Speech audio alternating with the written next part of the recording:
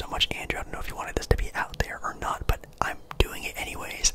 Thank you so much for just being so kind. That is an insane amount. I think anyone else who do, you know, like donations like that, get personal or custom videos from me, or even just do those little super comments that I don't really get all that often anymore. Thank you guys so much. You guys are just too kind. You guys are so insane. And Andrew, man, that is awesome. Just thank you so much. Yeah. And when it comes to styling of shoes, there's even an article here that is stating the best sneakers of all time as picked by sneakerheads. So again, don't come for me. I don't know too much about sneakers. You guys know I talked about it recently in one of my videos. I literally buy the same one pair of shoes every time I need a new pair because I just like them that much. I don't really go and get different styles or different this or different that. I mean, I have a couple other pairs of shoes, but I don't really wear them that often. But they talk about some of the best shoes of all time. Some of the ones include Nike Air Max 1s back in 1987 is when they first came out. These shoes are pretty iconic. The Air Maxes are a pretty named brand name. I'm sure a lot of people who have owned Nikes have owned some Air Maxes. Again, I never have before, but I'm just not a sneaker person, but Air Maxes are super key in anyone's shoe collection. It says there that this is actually their favorite sneaker of all time. Wow. That's a lot coming from a sneakerhead. For Adidas, I've never actually heard of the Stan Smiths before, but these were first released in 1965. These are some of like the original concepts of Adidas, which is kind of insane. Now I know we just talked about Nike. I actually don't know if Nike or Adidas first came out, but these Adidas are from 1965. That's honestly kind of crazy, to be completely honest. Yeah, it says here when Adidas first manufactured the sneaker in 1965, it was given to French tennis star Robert Halliot, I'm assuming. Wow. That's pretty wild. Wow, 1965 is crazy. Another sneakerhead stated the Air Jordan 3s back in 1988. Wow, yeah, Jordan in 1988 was pretty insane. If you don't know, man, Jordan before the 90s was still a god of a player, especially his 1989. Is it 1988 or 1989 season? He had one of the greatest NBA seasons, like as a single player in NBA history. Just an absolute beast of a player. These are some really cool, really cool looking shoes. Jordans are nice. I do like Jordans. I was never really big on like Jordan branded attire, to be completely honest. Like the t-shirts. I mean, shorts. Their shorts are nice. They are kind of crazy, but I don't know. I've always been more of like an Adidas person. Nike's always great too.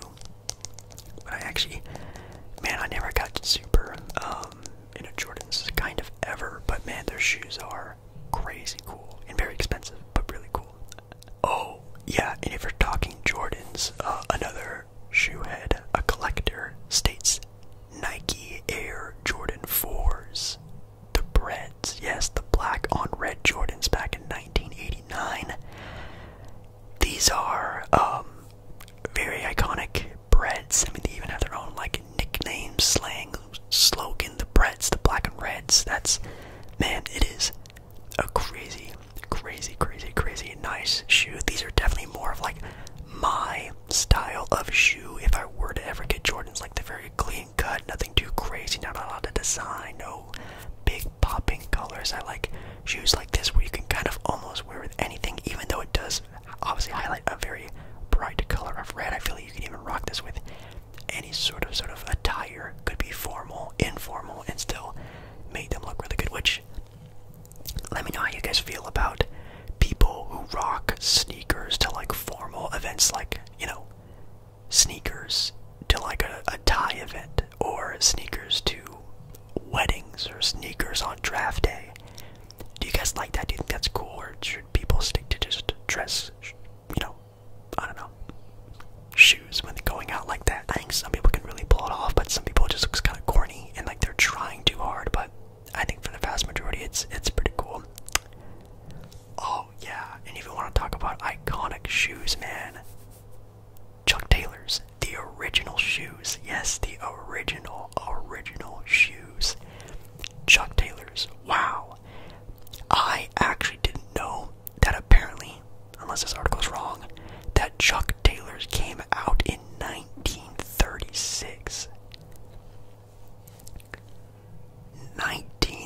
26 is crazy, crazy, crazy, crazy. That's wild. I only know that, like, you know, Chuck Taylors, Converse, all those types of shoes were still very much worn as sporting apparel. I mean, of course, Converse was the #1 shoe brand for the longest time, and their shoes were like paper thin, little leather shoes, and I'm sure these are pretty much the same thing.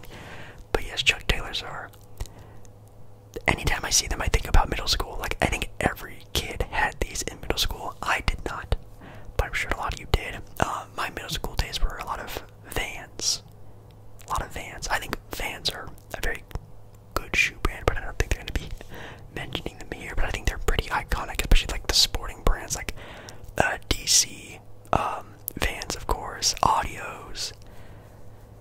What other shoe skateboarding brands were there?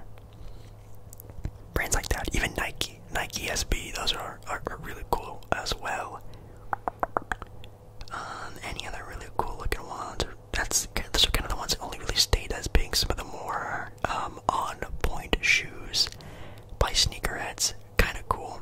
There are a lot of articles though when you type in some things about shoes, and obviously when you talk shoes, most of the time it turns to basketball, it turns to sports, and they actually also have an article talking about the best signature shoes in history. Signature shoes. Now, they have like a listing, like a top 10 listing. I'm not gonna go through all of them, but a really cool shoe that I actually didn't know, and I actually really need to take a look into this. But baseball players getting their own signature shoe. Ken Griffey Jr. had his own shoe called the Air Griffey Max 1s. And these are sick. These are fire. And that is so cool that a baseball player got his own shoes. I actually didn't know that at all. Definitely deserves to be banned. Ken Griffey Jr., he definitely led just a popularity culture around him, man. He was maybe the most popular player in the MLB at a time, and he was rolling for sure. They talk a lot about LeBrons, like LeBron 12s, which in my opinion are some pretty cool looking LeBrons. I think LeBrons are a pretty dominant shoe, at least when it comes to playing basketball and shoes that are out there. Honestly, for me, someone growing up in the 2000s, 2010s, going to school, the Kevin Durant Nike Zooms are maybe the most iconic shoe in like my generation. Like the KD4s are just insane. Like, you could take a look at them and just be like, oh, those shoes, right? Most of them came in just blue and orange because, again, KD at that time played for the Thunder, and I feel like a lot of hoopers had this shoe. I'm not sure how comfortable it was if you were a hooper or any type of sports athlete, or even just someone who likes to wear shoes and has any type of shoe that I mentioned, or just want to share your own experience. Let me know down in the comments your best pair of shoes. I would love to know. Maybe I'll get a pair if it's highly recommended enough. But holy cow, like, these are also like one of the most, like, in my opinion, like, standoutish type of shoe that I have ever seen, really. Let's see here. You have the LeBron Nike Zoom 2s. These are pretty interesting. I don't really remember these, but those are pretty fire. The Jordan 12s, those look, wow, really cool, like really nice. The ones they show in the article are, again, a pair that I would actually get if I could. Money, you know, that's a thing. But they're just black and white with a cool little gold trimming on the shoelace. Little circle hoopy things that, I don't know what those are called. It's not the aglet. I know what an aglet's called because shout out to Phineas and Ferb, but I don't know what the little hole that the shoelace goes through is called. But those gold little accents to the shoe. Amazing, amazing, amazing, amazing little spot there. Oh my god.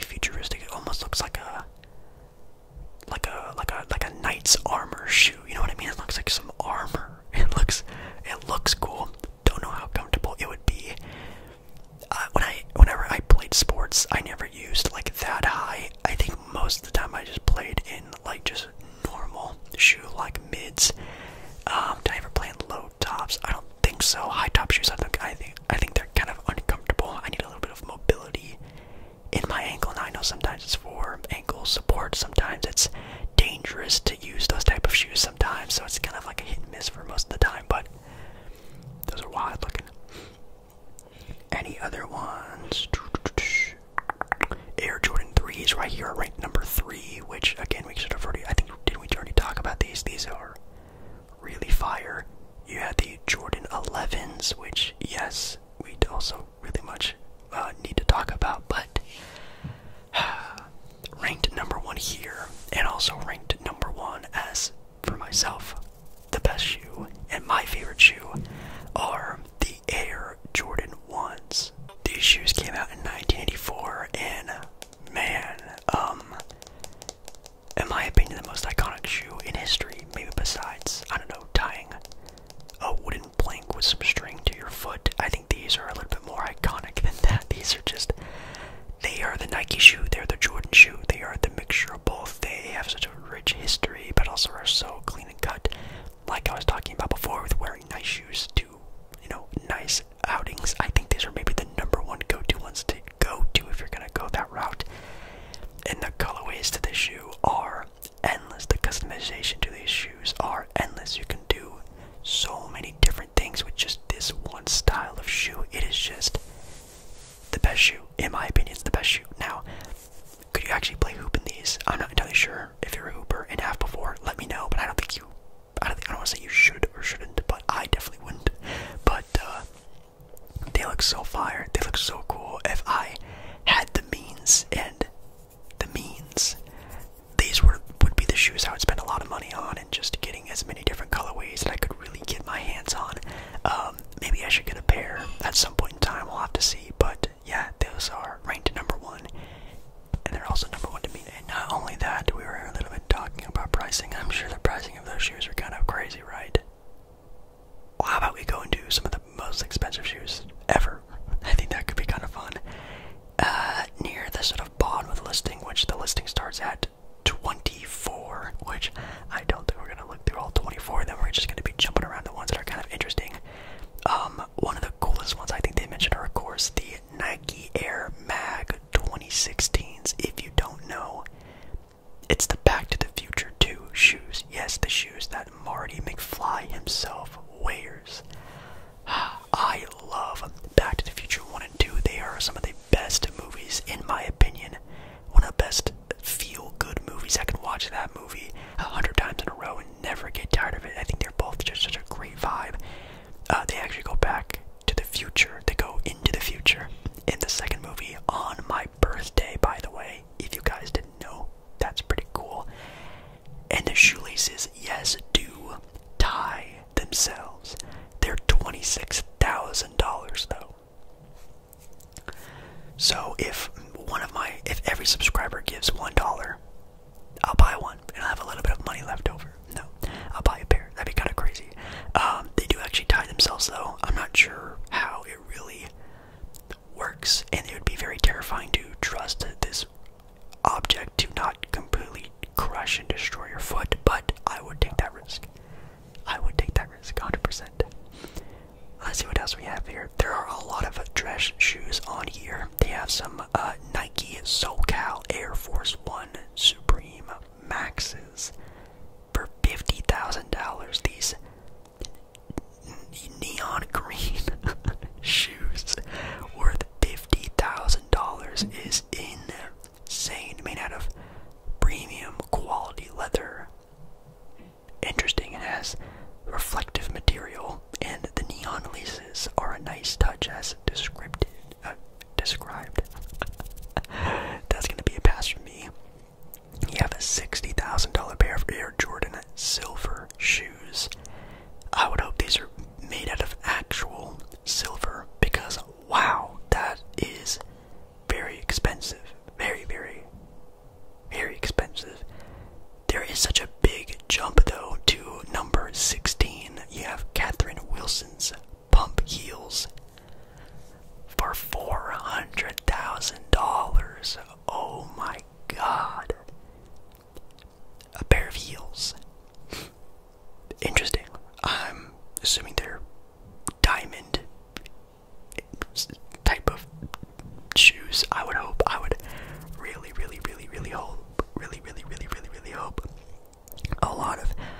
heels are now being mentioned. It seems like heels are, they might be the most expensive shoes out there. You have Stuart Whitman's, I think you pronounce that, Platinum Guild stilettos. Oh my god, 1.9 million.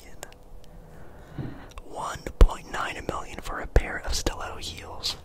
Holy cow, that is something. They were first showcased back in 2002 at the Academy Awards.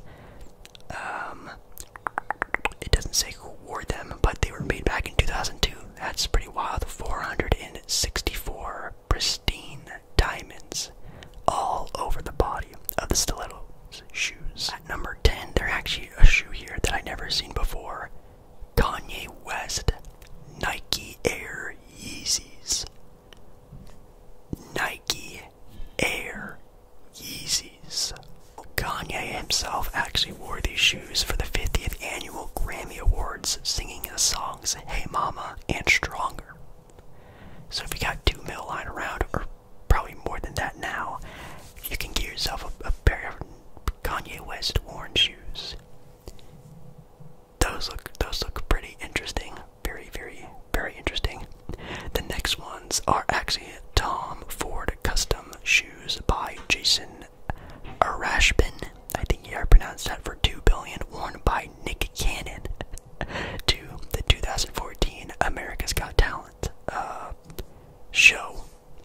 He wore them on America's Got Talent. He wore shoes worth $2 million to America's Got Talent. That is kind of insane. Back in 2014, it has more than 14,000 full cut round white diamonds. I think you're starting to see where we're getting at here. Let's move on to like top 5. Actually, at number 4 are the Ruby Reds. The Ruby Red slippers from the Wizard of Oz. At $3 million. Yes, $3 million for the original Ruby Red slippers from the Wizard of Oz. I love the Wizard of Oz. Every time I see that movie or see any reference to it, it reminds me of my mom. It may be your favorite movie of all time. I watched it with her many times. Wow. That's pretty crazy, I'm not gonna lie. At number 3, we have shoes worth $15 million by Debbie Wingham. They're just some high heels. Insane. Number 2, high heels worth $17 million.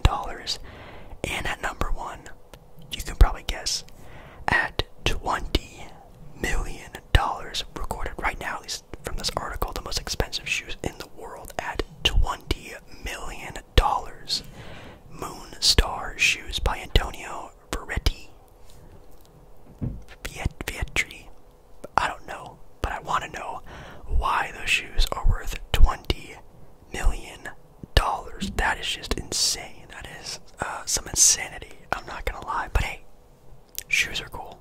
I like shoes. Little video on shoes.